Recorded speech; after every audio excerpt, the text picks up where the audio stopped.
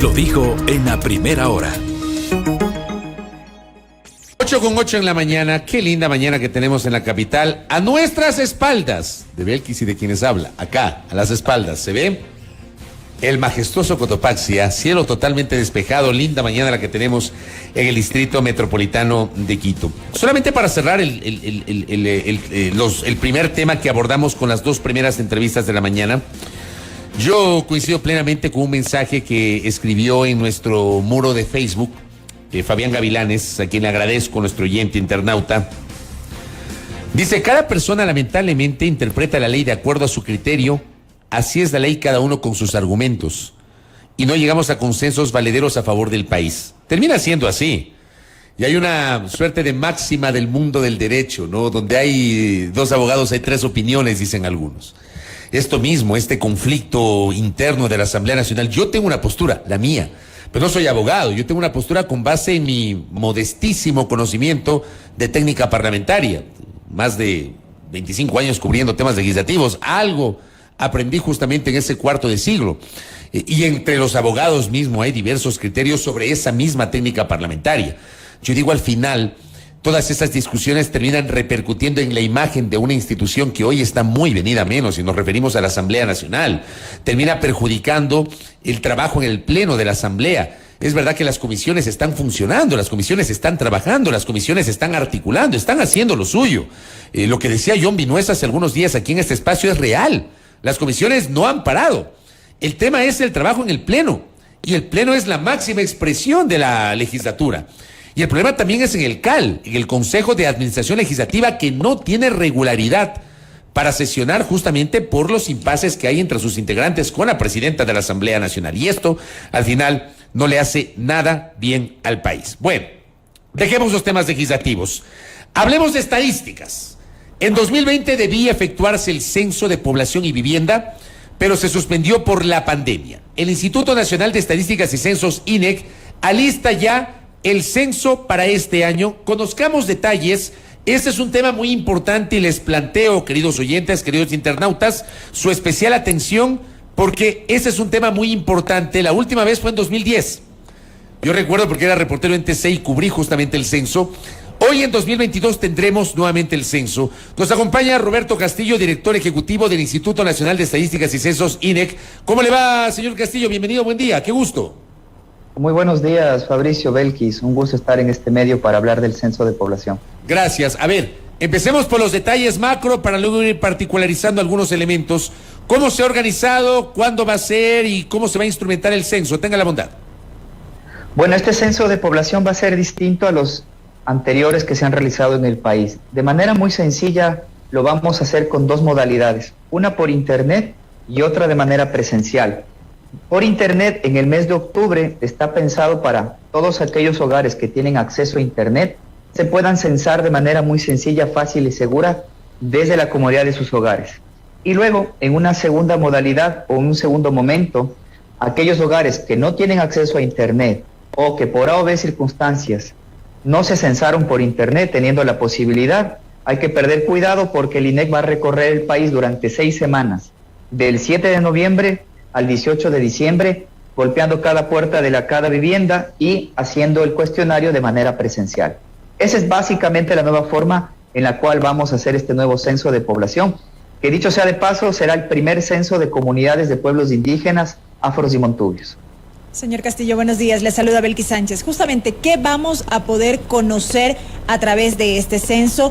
Y además de esta diferencia que usted decía respecto de censos anteriores, ¿qué es lo que lo caracteriza?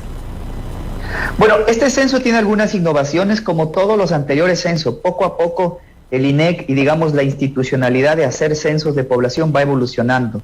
Y obviamente incorporar tecnologías de la información hace que hoy ya sea posible, por ejemplo, un segmento de la población pueda acceder a un censo a través del internet. Pero de manera muy general, por ejemplo, en este censo de población vamos a abordar nuevas temáticas que en anteriores censos no se abordaron. Uno, por ejemplo, vamos a indagar, por ejemplo, saber si es que en los hogares existen mascotas. Esto es algo que lo hemos trabajado con los colectivos de la sociedad civil, donde es importante también para ordenamiento territorial y para la gestión de municipios también conocer la fauna urbana, número 1. Número 2, hemos trabajado fuertemente con el colectivo LGBTIQ+. Existe nula, o mejor dicho, escasa o nula información sobre la visibilidad de estos grupos. Sabemos que es un tema delicado porque en América Latina los conceptos de sexo, género y orientación sexual todavía son lejanos a algún segmento de la población, pero le hemos apostado para, en conjunto con los colectivos, socializar y educar a la ciudadanía la importancia de poderte reconocer. En el año 2001, por ejemplo, solo a manera de ejemplo, fue la primera vez que el Ecuador preguntó sobre autoidentificación étnica. En ese entonces, todavía en el año 2001, había cierta vergüenza por decir si eres indígena, eres afro, eres montubio.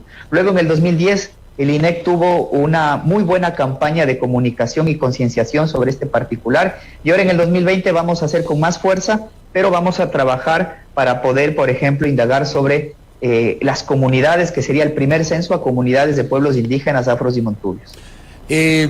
¿Por qué preguntar sobre orientación sexual e identidad de género?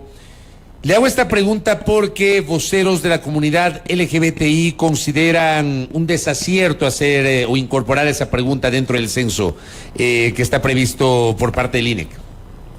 Bueno, de hecho los colectivos hay dos posturas. En algunos casos, sí, evidentemente unos consideran que no necesariamente podría ser una buena opción, dado que podrías victimizar o revictimizar a una persona que todavía no abiertamente ha demostrado su orientación sexual, por ejemplo. Pero por otro lado existen colectivos que nos han pedido, bueno, esta es una oportunidad histórica como para poder indagar esta problemática. En ambos casos hay pros y contras, lo seguimos trabajando, lo seguimos evaluando, y es en esta ventana de tiempo, desde junio hasta, al menos hasta agosto, septiembre, donde vamos a trabajar muy fuertemente en temas de comunicación y podremos evaluar. Nosotros hemos considerado esta pregunta de manera optativa. Son las únicas preguntas dentro del cuestionario que son opcionarias y son voluntarias. Sabemos los riesgos que existen, pero obviamente es algo que también estamos convencidos que de alguna forma es el momento como para poder trabajar sobre este particular. ¿Cuál es el presupuesto previsto para este censo poblacional? ¿Cuántas personas participarán en el mismo? ¿Cómo van las coordinaciones con los gobiernos autónomos descentralizados en el país para el efecto? Bueno, el censo de población es una gran inversión en infraestructura de información. Quizás es un poco lejano para la ciudadanía que nos está escuchando de, bueno, ¿y esto para qué sirve? Pero el censo sirve básicamente para conocer con precisión cuántos somos, dónde estamos y en qué condiciones vivimos. Responder estas tres preguntas es una inversión que los estados realizamos al menos cada 10 años. En el caso específico del Ecuador, el presupuesto del total del proyecto desde el año 2018 que arrancó hasta el año 2024 que estimamos va a concluir son $90 millones. Ahora, hasta la presente ya se han devengado $33 millones que proviene de una actualización cartográfica y un conteo rápido, que es un tema muy técnico que, si ustedes gustan, puedo profundizar, pero de aquí en adelante hasta el 2024, la inversión va a ser de $57 millones, y esto está atado a un crédito con un multilateral a una tasa bastante baja y un plazo bastante extendido. Lo importante, y aquí haciendo la analogía, usted en su introducción, Fabricio, mencionó, hubo una paralización del censo de población. Es como que usted, y para retomarlo obviamente hay que hacer una inversión adicional. Es como que nosotros estuviéramos construyendo una casa, no sé, en la costa, y por un año dejamos paralizado la obra. Te crece el matorral, se te oxidan las varillas y tienes que volver a invertir para poner otra vez la obra en pie. Bueno, en el caso del censo de población lo hemos estudiado mucho, por eso es que ahora hacemos una metodología distinta, porque obviamente tenemos una cartografía, por ejemplo, desactualizada, y evidentemente queremos mejorar la precisión de la información, si me permiten concluir, captando los datos, por ejemplo, con el uso de tecnología. Y te respondo el último particular. Para el censo presencial vamos a contratar a cerca de 18,000 censistas. Son personas que van a provenir de los 221 cantones y tienen una ventaja que, uno, van a usar un dispositivo móvil, dos, van a tener mayores tiempo de capacitación, y por ende esperamos que, además de lo que ha pasado en la región, al tener personal calificado, contratado y con uso de tecnología, mejoramos la calidad de la información, algo que por ejemplo era una de las debilidades de los anteriores censos de población. En un solo día te la jugabas toda y obviamente hacías el apoyo de 500,000 de estudiantes de los últimos años de bachillerato. Eso justamente iba a preguntarle a usted. Cuando yo estuve en sexto curso, me parece, en el año 91-92, yo censé en ese año. Y en el 2010, que cubrí justamente como reportero, eran los estudiantes los que censaban. Para 2022 Correcto. Ya no van a censar los estudiantes. Ya no, en esta ocasión vamos a contratar, como mencioné, 18,000 personas. Y aquí viene una de las diferencias ya de esta nueva forma de hacer el censo. Antes, recordarán ustedes, era un día domingo, se paralizaba el país y 500,000 de personas, estudiantes de los últimos años de bachillerato, con papel en mano, iban y golpeaban las puertas y hacíamos el censo de población. Ahora la ventana de tiempo son 6 semanas. Eso nos permite desde el INEC, por ejemplo, gestionar mejor los cambios demográficos que han existido en el ámbito de la pandemia, número 1. Número 2, al tener un personal contratado, tiene más horas de capacitación, han pasado pruebas técnicas y podemos darles un dispositivo móvil, que es una tablet, con la cual al momento de ingresar la información, la tablet te permite, georreferenciar viviendas. Fabricio, los municipios en el Ecuador no son más de 20 municipios que de alguna forma tienen buen manejo de los catastros. No existe más información y solamente esperamos cada censo para poder tener una idea de cuántas viviendas existen en el país. Al momento de captar el censo con una tablet y georreferenciar las viviendas, esa información que luego será pública les va a servir a los 221 cantones, por ejemplo, o municipios, para hacer sus planes de ordenamiento territorial. Estamos hablando del 8º censo de población, 7º de vivienda y 1º de comunidades. Sobre esto último, ¿qué venía pasando con la información respecto de las comunidades en el país? ¿Cómo se venía manejando esa información? Bueno, esta información es inexistente y aquí voy a hacer una línea de tiempo. Desde los años 50, que fue el primer censo moderno, hasta el año 2001, en el Ecuador no se había preguntado, por ejemplo, sobre tu autoidentificación étnica. 2001 fue un hito. Luego en el 2010 se fortaleció, se trabajó con los pueblos indígenas, afros y montubios. Hubo algunas observaciones en el 2010 en que hay una hipótesis, no nos consta desde el INEC, pero que posiblemente no se hizo una muy buena campaña de comunicación dentro de las ciudades y potencialmente ahí se subrepresentó a los pueblos indígenas, afros y montubios. Ahora vamos a fortalecer ese componente, pero a más de eso, aprovechando el operativo de campo, vamos a hacer el primer censo a comunidades. ¿Qué quiere decir esto? Que cuando estemos en territorio, y el INEC obviamente tiene que armar sedes operativas, ahí viene lo importante de la articulación, donde vamos a tener que identificar a todos los líderes de los pueblos indígenas, afros y montubios, y ellos van a tener un cuestionario aparte. En este cuestionario, lo que vamos a preguntar es, por ejemplo, sobre los derechos colectivos. Nos interesa saber el territorio de influencia, sus prácticas ancestrales, sus prácticas de mercado, y esta información es inédita porque sería la primera vez en el país que contemos con este tipo de información. Señor Castillo, algunas inquietudes de nuestra audiencia. Acá, por ejemplo, nos plantea una pregunta. Las personas a las cuales se les va a censar por internet, o sea, mediante este mecanismo digital, ¿ya no serán visitadas por los censistas? Muy buena pregunta, y a el ciudadano que nos acaba de hacer esta pregunta va a funcionar de la siguiente manera. Uno se va a censar por internet.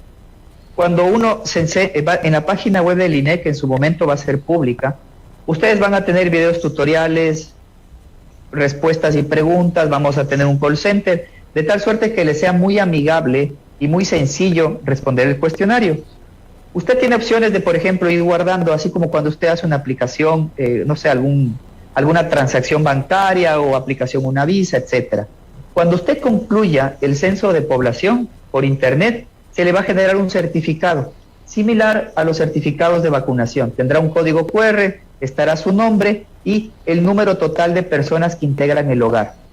Con ese certificado, comunicacionalmente lo que vamos a solicitarles es que del 7 de noviembre al 18 de diciembre, nosotros, por ejemplo, vamos a anunciar qué días vamos a pasar por un determinado barrio. Cuando pasemos por el barrio, Le solicitaremos a las personas que se censaron por internet que simplemente nos presenten el código QR o el certificado de su censo en línea, y el encuestador del INEC lo único que hará será chequear su nombre, hará unas 2 preguntas para mencionar cuántas personas están en este hogar y simplemente se acaba la entrevista ahí. No son más de 5 minutos. Eso para nosotros obviamente nos reduce el tiempo de levantamiento y para el ciudadano le es más cómodo y es más sencillo de poderse haber censado por internet. Tenemos otras inquietudes. Nos dicen, en relación con las políticas gubernamentales, ¿hay alguna medición de desnutrición crónica infantil o hábitos de alimentación? Bueno, en el censo de población no. El censo de población, ustedes, los ciudadanos que nos están escuchando, y que les invito a que nos sigan en las redes sociales, pueden ingresar a la página web y hoy ya se pueden descargar el formulario o el cuestionario del próximo censo de población. En este censo de población hay preguntas muy básicas, pero no se mide desnutrición. Para poder medir desnutrición necesitas una encuesta especializada, donde tenemos otra encuesta que de hecho el INEC está realizando, y usted recordará, Fabricio, hace algunas semanas pudimos charlar sobre la nueva encuesta de desnutrición crónica infantil, donde ahí hay que hacer mediciones de antropometría, talla y peso para determinar si un niño está o no en un estado de desnutrición. Ahora bien, el censo va a ser una información, el señor presidente así lo hizo en su exposición el 18 de mayo cuando firmó el decreto ejecutivo. La información del censo, combinada con esta información de la encuesta o la primera encuesta de desnutrición, nos va a permitir conocer con mucha precisión dónde están los niños menores de 5 y de 2 años en el país, para que luego los ministerios y los gobiernos seccionales puedan implementar sus programas sociales. Le voy a dar un dato, Fabricio, que no es menor para ser didáctico. ¿Y por qué es importante? Cada año en el Ecuador estimamos que nacen cerca de 320,000 niños y niñas, pero solamente 290,000 aproximadamente obtienen su cédula de manera oportuna o se inscriben en el registro civil. ¿Qué quiere decir? Que hay 30,000 niños que tendrán que pasar 4 o 5 años para que recién sean visibles ante la autoridad o ante el Estado cuando obtengan su certificado o su cédula de ciudadanía. Esa ventana de tiempo, durante todo ese tiempo, los niños simplemente no existen para el Estado. Y cuando queremos atacar desnutrición, conocer dónde están potencialmente estos niños que no tienen acceso, por ejemplo, a cédula, como sucede en la Amazonía, la información del censo de población permitirá luego, por ejemplo, el registro civil, poder focalizar sus brigadas para poder cedular a estos niños y estos hogares en los cuales todavía el Estado no ha llegado. Acá me escribe mi colega y amigo Felipe Pesantes desde la provincia de Loro, le envío un abrazo y me dice, ¿estará disponible la palabra cholo dentro de esas preguntas de autopercepción? Acá en Machala, en Puerto Bolívar, hay muchas personas que se consideran como tal, me dice mi colega desde Loro, señor Castillo.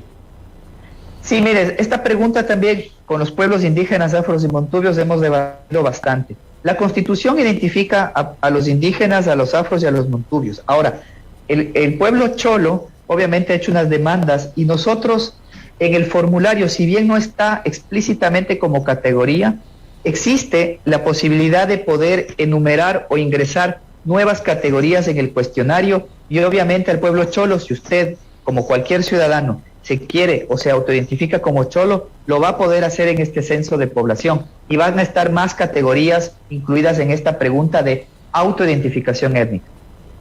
Nos preguntan, o nos insisten mucho con la siguiente pregunta, ¿qué se va a preguntar en el censo? Sabemos que es un banco de 83 preguntas, hay unas que serán de información básica, si se quiere, pero adicional a lo que refería al inicio de la entrevista sobre estos temas en los cuales se va a innovar en cuanto al banco de preguntas, ¿qué más se va a sondear entre los ciudadanos?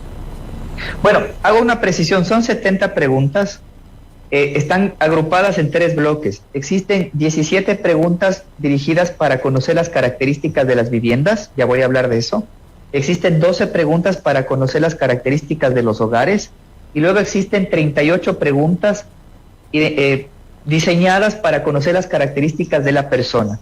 En el caso de la vivienda, por ejemplo, las preguntas de manera muy sencilla va a ser conocer el tipo de material de piso, pared y techo, conocer si en esa vivienda, cómo accede el agua o cómo obtienen estos hogares el agua en esas viviendas, si es por red pública, si es por tanquero, si es por pozo, etcétera. También el saneamiento, si tienen inodoros, si tienen letrina, pozosiego, etcétera. Son características muy básicas que le va a servir al gobierno central, por ejemplo, al Ministerio de Vivienda de manera específica, por ejemplo, para motivar o diseñar planes habitacionales, uno, y sobre todo a los gobiernos seccionales, porque obviamente tienen que, usted sabe que por competencia los municipios tienen que trabajar en los temas de alcantarillado y saneamiento, pero no conocen, muchos municipios ni siquiera tienen información o tienen una cartografía para conocer este tipo de información. Así que ese es el primer bloque, vivienda. En el caso, por ejemplo, de hogares, vamos a, por ejemplo, indagar si es que en el hogar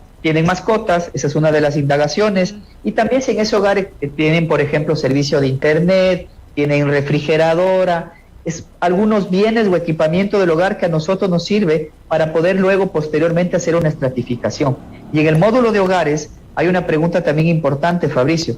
A nivel internacional, todas las oficinas de estadística sabemos que en el censo de población podemos incluir o recuperar las muertes en exceso que sucedieron en el marco de la pandemia. Es decir, hay personas que fallecieron, pero que nunca fueron registradas en el registro civil. Así que es una ventana de oportunidad para directamente preguntarles a los miembros del hogar si en el marco de la pandemia hubo algún miembro del hogar que falleció, por ejemplo. Esa también es una pregunta que está en el módulo de hogares y se repiten otra vez las preguntas de migración. Nos interesa saber entradas y salidas de la ciudadanía para ver cómo ha sido ese saldo migratorio en los últimos 12 años. Y luego, para no aburrirles más, en la parte de personas, porque son 70, así que yo sé que el tiempo es oro, pero en los temas de personas, muy rápido, ¿no? Temas de educación, temas de discapacidad, nos interesa conocer si las personas trabajaron o no trabajaron en un periodo de referencia. Ahí está la pregunta de orientación sexual, ahí está también la pregunta de la autoidentificación étnica, que está pensado para conocer los derechos o la visibilidad desde el punto de vista personal. Correcto. Un par de preguntas finales. Acá me envía una internauta, me dicen, solo van a preguntar si tienen perros y gatos en la casa, o sea, no se incluyen otros animalitos, otras mascotas que podría tener las familias en la casa. No sé, pues un ave, un lorito, un conejo. No, pues qué familias que quiero. Lo sé, uno que tiene familia en Manabí, pues sabe lo que son las mascotas un poco más amplias. Por supuesto. Pero, menos ortodoxos. Te cuento que fue un tema bastante debatido con los colectivos. Tratamos de limitarlo porque, sobre todo en la parte rural, cuando teníamos reuniones, grupos focales con los ciudadanos para la construcción de las preguntas, los loros era lo más, digamos, lo más ortodoxo que había. Pero nos hemos centrado en perros y gatos porque sabemos que ahí está la mayor probabilidad o la mayor incidencia de los hábitos de la población. Esto, ¿y por qué hago esta precisión? Porque este cuestionario, Fabricio, no sale de un escritorio de 5 funcionarios del INEC. Ha sido construido por más de 3 años con todo el apoyo de Naciones Unidas, la academia, sociedad civil. Hemos hecho grupos focales, hemos hecho pruebas cognitivas, hemos hecho pruebas pilotos. Así que es un cuestionario, conversando con el equipo del INEC, que ya lleva más de 3 o 4 censos de población. Es la primera vez que se ha construido un cuestionario de manera muy rigurosa, y en el caso de las mascotas, bueno, es una restricción porque también estábamos evaluando si dejábamos abierta la pregunta para que el ciudadano nos ponga loro, lagarto, en fin, un sinnúmero de mascotas que están en la parte rural. Correcto. Algo más, me preguntan, ¿cómo será el itinerario del censo? El itinerario, quizás se refiere a la planificación. Seguramente.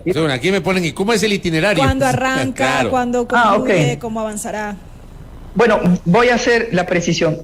Nosotros hasta mediados de junio estamos justamente recorriendo todo el país. El día de hoy, por ejemplo, estoy en la ciudad de Manta. Vamos a hacer el lanzamiento con autoridades locales para anunciar la nueva forma de hacer el censo de población, y el equipo a nivel nacional estamos recurriendo a las 24 provincias, priorizando las cabeceras, justamente para mencionar que viene el censo de población.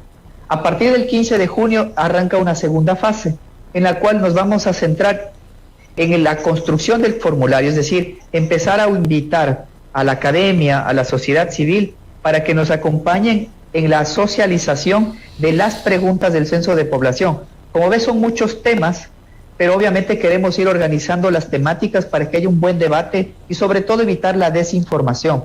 Por ejemplo, el día de ayer estuve en territorio en Babahoyo, y la ciudadanía preguntaba, ¿con el censo me quitan o no el bono de desarrollo humano? Y aprovecho el espacio para decirles que no. El censo de población no le pregunta a usted, ciudadano, si tiene bono de desarrollo humano, no le pregunta cuánto gana, eso no interesa a un censo de población. Ahora, esa información en un segundo momento sí va a ser útil para el registro social, que es otra institución especializada para la focalización de los bonos de desarrollo humano. Así que bueno, en este segundo momento, a partir del 15 de junio, como les mencioné, empezaremos a informar a la ciudadanía sobre los temas del cuestionario, y vamos a empezar a trabajar también con el sector privado. Nos interesa mucho el censo en línea, así que estamos ya articulando con las cámaras, con el Ministerio de Trabajo, por ejemplo, para motivar a la ciudadanía, o a la parte más formal, si lo quiere ver, de la economía, que se pueda censar por Internet.